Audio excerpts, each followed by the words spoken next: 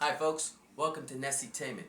Today we're going to be taking a look at this Nikon Nikkor AF 35 to 70 millimeter f2.8. Okay, now this is a really nice lens, but it's a vintage lens. And I have found that, I don't know if this is the case with all these vintage lenses or just this particular one. Okay? But when I have it sitting on older cameras, the Nikon, let me show you this right here. I have a D7000. I got the 35 to 70 on this D7000 digital SLR camera. I shot into the bright light. Let me show you this. Did you see how bright that got? And when I'm shooting the flowers with that kind of bright light in the back, guess what happens? You get ghosting. Now what's ghosting? Okay, I don't want to start explaining everything, but I gotta explain the points about this lens, or why you should or should not buy it. Okay, if you have more of your older cameras and lenses, it seems to communicate well. I've tested it on. Let's show you right here what we have. We have a D70S, right? We have a Nikon D200. That was all right. Just a little bit of D1X is fine. Let's go and take a look. I have a oh, there it is, right in front of my face. And a D100. Okay, you see that, right? Now, when I tested on those cameras, it was nice. And I'm sitting there saying to myself, what's going on here? What am I missing here? There's the glass is clean and clear, but I'm going to show you that in a little bit. But I don't want people to make the wrong mistake, but this lens should not be completely forgotten about, okay? Because it's a beautiful lens and it takes really nice pictures, but it seems to have a little bit, you have to drop the exposure settings down. I mean, I got it down to 1.7. I got it minus 1.7, so you press that little plus and minus button and you drop it down to the minus side, about 1.7. That way you can eliminate the ghosting. But you also got to remember to drop your camera, your camera settings a little bit lower when you're shooting up against the light, like ISO 200. And maybe that's the reason why this lens communicates so well with the older cameras like the D100, because the D100, it only has up to ISO 1600, and some of these new cameras, they go up to ISO 25,000. I mean, that's ridiculous. The ISO 100, the D100 and D70S, those cameras were the closest cameras you can get to a film camera, because there was no such thing as, well, there was, you could push, I'm not going to go into that, but the average film that you could get was ISO 200, ISO 400. And people loved even slower than that, ISO 100, ISO 50. When I'm speaking about ISOs, I don't want to confuse people, but you shouldn't be looking at this lens unless you are a professional or you're a skilled person or you understand vintage equipment. Because if you don't understand vintage equipment, you're going to struggle. Because you're going to be popping it on these new cameras, and then you're going to be like saying, what do I do? Because there is no, everything is given to you. Everything is set in program mode. And the cameras do all the work for you. And then you claim that you're a wonderful photographer. If you catch a great picture, that's great. But that doesn't make you a wonderful photographer if you don't know any of the settings that you're taking a picture on. You're just getting lucky, okay? And even the sun shines on the dog's ass once in a while. I'm not going to try and insult anybody, but hey, that's the truth.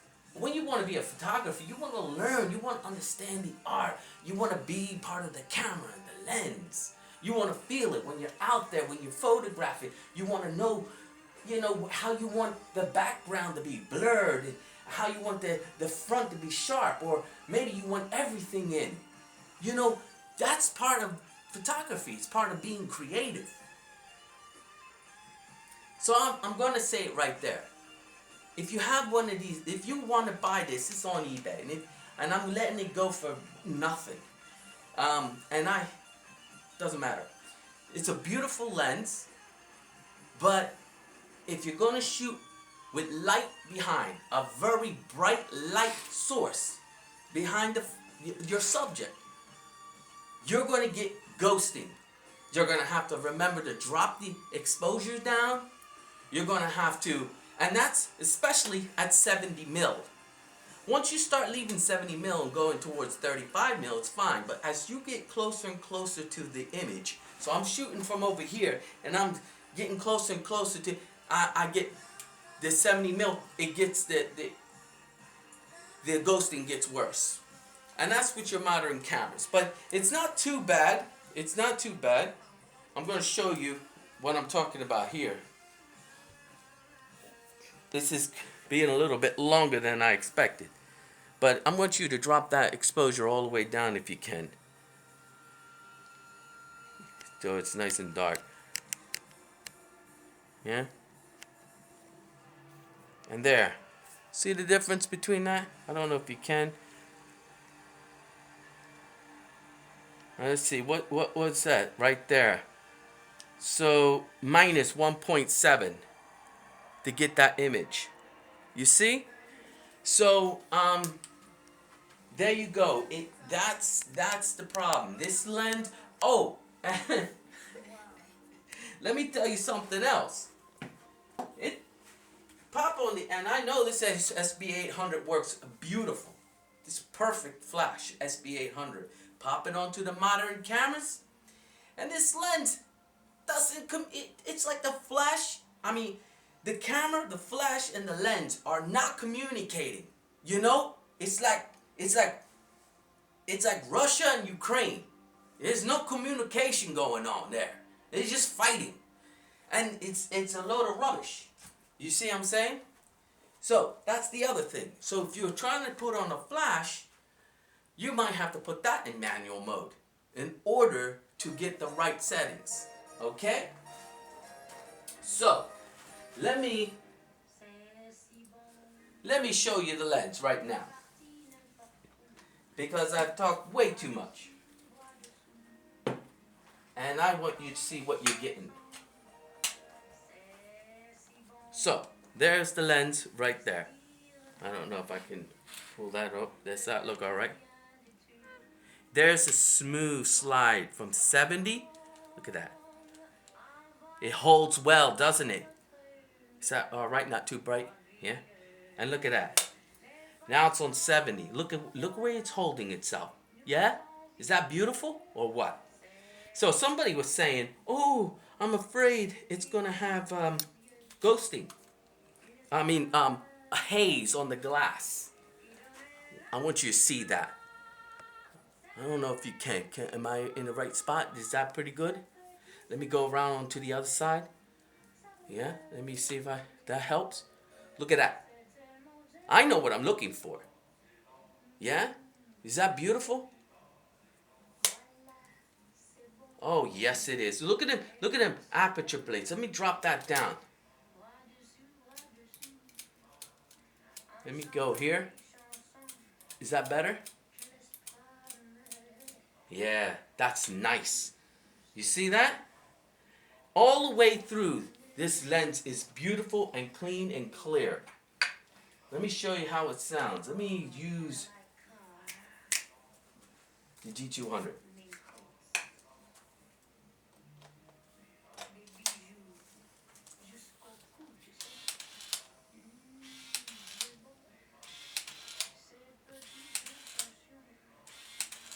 Is that nice?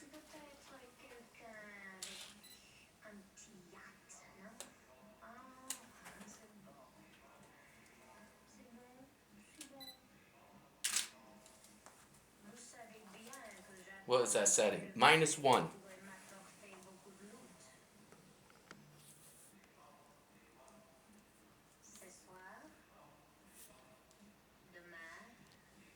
Yeah?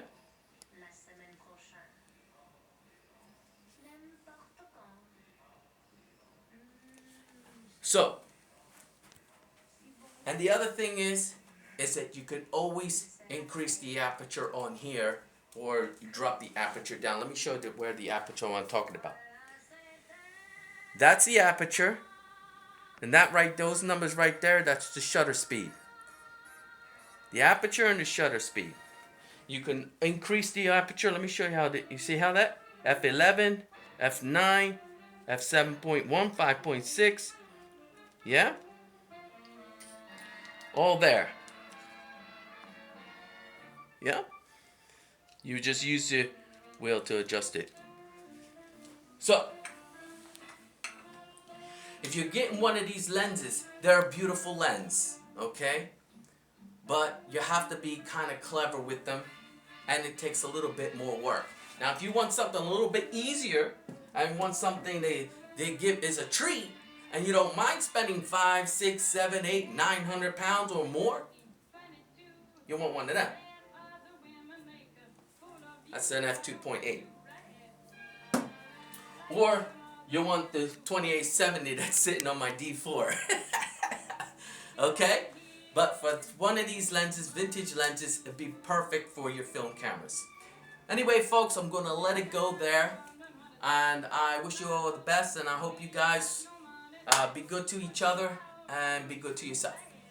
All right. Take care.